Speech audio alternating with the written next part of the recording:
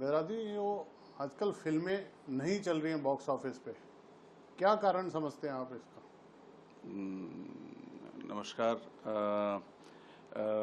दो दो तीन अलग अलग चीज़ें मुझे लगता है कि इसकी वजह है। पहली चीज़ तो ये है कि कोविड एक बहुत बड़ा कारण रहा कि जहाँ पर सिनेमा जाने का जो एक माहौल होता था, सिनेमा जाने के लिए लोग जो एक तत्पर होते थे, वो उसमें एक रुकावट आ गई। एक बहुत बड़ा गैप आ गया कि जो आदत थी ना, एक खूबसूरत आदत थी कि लोग, दोस्त, परिवार, प्रेमी प्रेमिका सिनेमा हॉल में जाएंगे, वो एक जगह थी। वो कोविड का जो 6 महीना साल भर का जो गैप आया, उसमें रुकावट आई और वो बदल गया। दूसरी चीज़ जो मुझे सबसे बड़ी वजह लगती है, जो डिजिटल क्रांति हुई, OTT प्लेटफॉर्म्स का आना, दुनिया भर की कहानियों का, दुनिया भर के सिनेमा का, जो पहले हम लोग फिल्म फेस्टिवल्स में देखते थे या DVD लाइब्रेरीज में आपको देखने को मिलती थी, जो अंतर्राष्ट्रीय फिल्में, अच्छी फिल्में, कमर्शियल फिल्में या उच्च स्तर की कहानियाँ, वो अब आपको घर बैठे देखने को मिल रही हैं। वो एक बहुत बड़ी वजह रही कि लोगों का जो पहले ऑप्शंस कम थे। जब आपके पास चुनने के लिए ऑप्शंस कम हो ना, कि मतलब ये दाल है, ये पनीर है, ये रोटी है, भिंडी है, ये रायता है, यही आपको खाना है। लेकिन अभी सडनली OTT के बाद ऐसा हो गया कि ये आधा किलोमीटर का बफे लगा हुआ है। तो दर्शकों के लिए बहुत अच्छी बात है ये कि उनको दुनिया भर की कहानियाँ देखने को मिल रही हैं। तो उनकी उम्मीदें बढ़ जाती हैं कि भाई आप भी हमें ऐसी कहानियाँ दिखाइए, अलग किस्म की। तीसरी चीज़ मुझे लगती है कि पहले एक ज़माना था, 70s में सिनेमा होता था खाली मनोरंजन। 60s में, 70s में लोग उसके लिए तैयारी करते थे कि हफ्ते में, और मनोरंजन होता था हफ्ते में एक बार या महीने में एक बार, पिकनिक जाना या खाना खाने जाएंगे। हम लोग दिल्ली में थे तो रेलवे कॉलोनी में रेलवे स्टेशन के पास जो होटल थे, 2-3 छोटे, उसमें नीलम होटल था एक, वहाँ जाके खाना खाएंगे।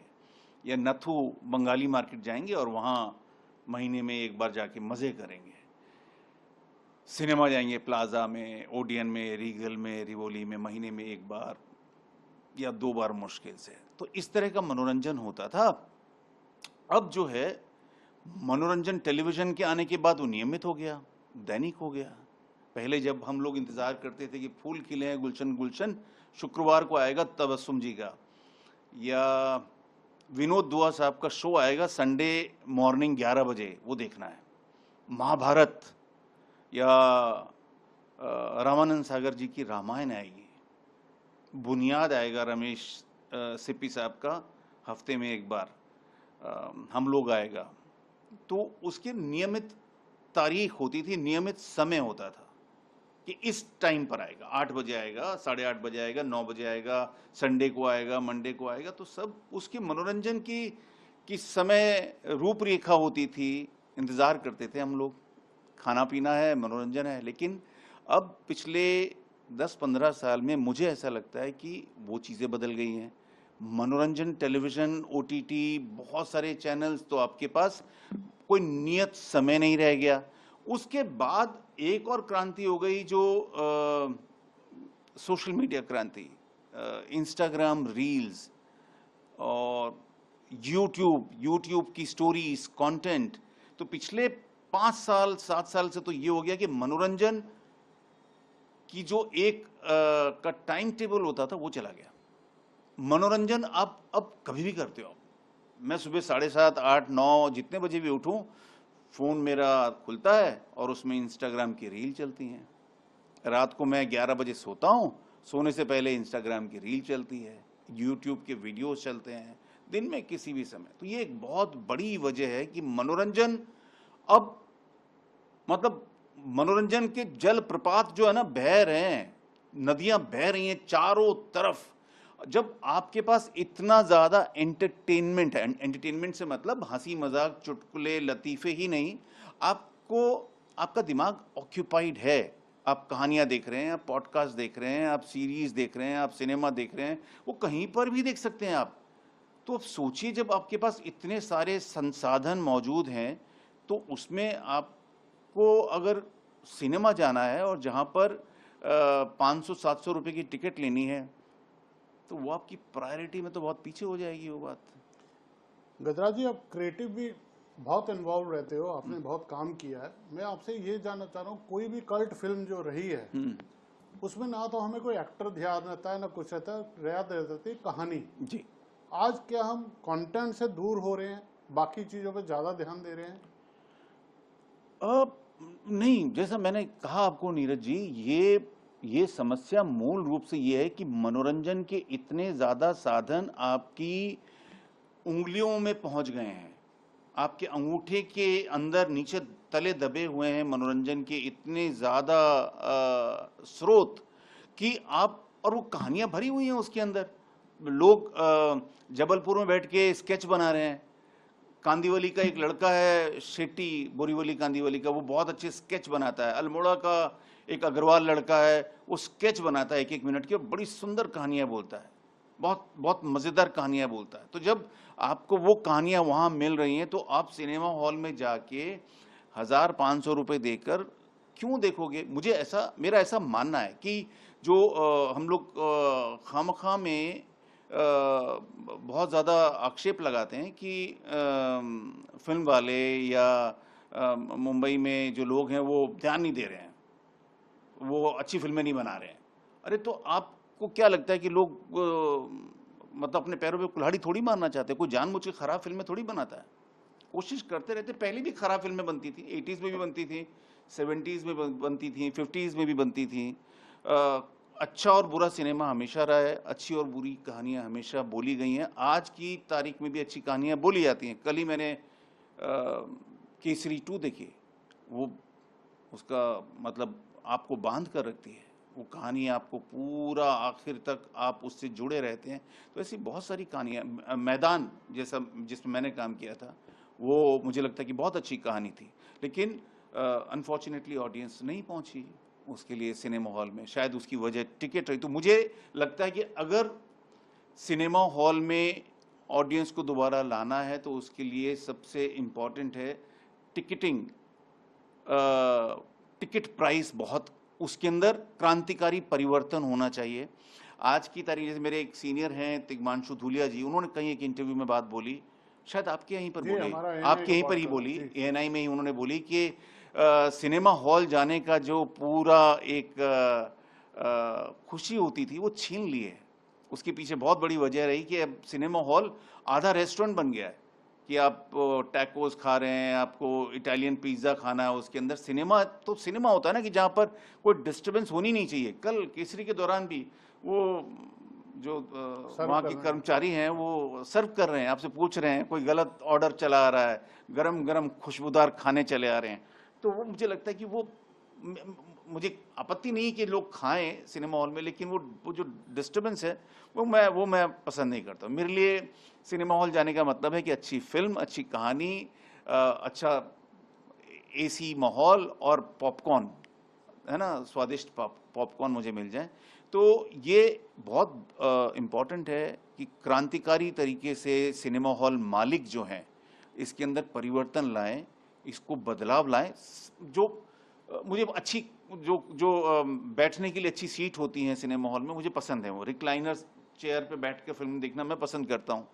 उसमें कटौती कर दीजिए, उसको उसकी जो सुख सुविधाएं थोड़ी कम कर दीजिए, खाना पीना कम कर दीजिए, लेकिन टिकटों के प्राइस कम कर दीजिए। टिकट प्राइस कम होंगे तो जो मध्यम वर्ग है और निम्न मध्यम वर्ग है, उसके जो परिवार हैं, लोग हैं, युवक युवतियां हैं, वो सिनेमा हॉल में जाना पसंद करेंगे। क्योंकि नहीं तो अभी आउटिंग के लिए मॉल में चले जाते हैं लोग, बैठ जाते हैं, घंटों निठल्ले ही बैठना है ना, तो पहले तो हम लोग, मैं दिल्ली में था तो प्रगति मैदान में शकुंतलम थिएटर होता था जिसकी 2.5 रुपये और 3 रुपये की टिकट होती थी। तो गर्मी के मौसम में मैं और मेरे कबीले के लोग, थिएटर के लोग, हम लोग 2 शो 3 शो एक साथ देखते थे, क्योंकि वो गर्मी के एकदम भयानक गर्मी के अंदर दिल्ली की बैठने के लिए एक अच्छी जगह मिल जाती थी।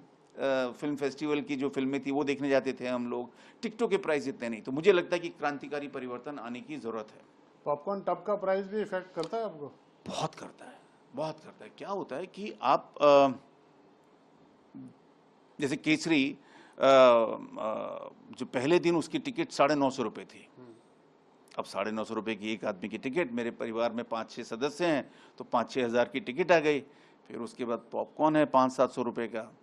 तो सोचिए कि मतलब आपको एक पतला वाला कंगन बेचना पड़ेगा सिनेमा जाने के लिए। तो ऐसी नौबत नहीं आनी चाहिए। और जो सरकारें हैं उनसे भी मेरा अनुरोध है कि अगर आपको लगता है कि केसरी जैसी फिल्में हैं, हाँ, मुझे पहली तो ताजुब ये कि इसका जो एडल्ट उसको दिया हुआ है सर्टिफिकेट, वो शायद नहीं देना चाहिए था, क्योंकि इतनी बड़ी इम्पोर्टेंट फिल्म है। और मनोरंजन कर में कमी लानी चाहिए। मतलब ऐसा भी लगता है कि जो मनोरंजन जो है उस पे जो इतने टैक्सेस लग जाते हैं, ऐसा लगता है कि आप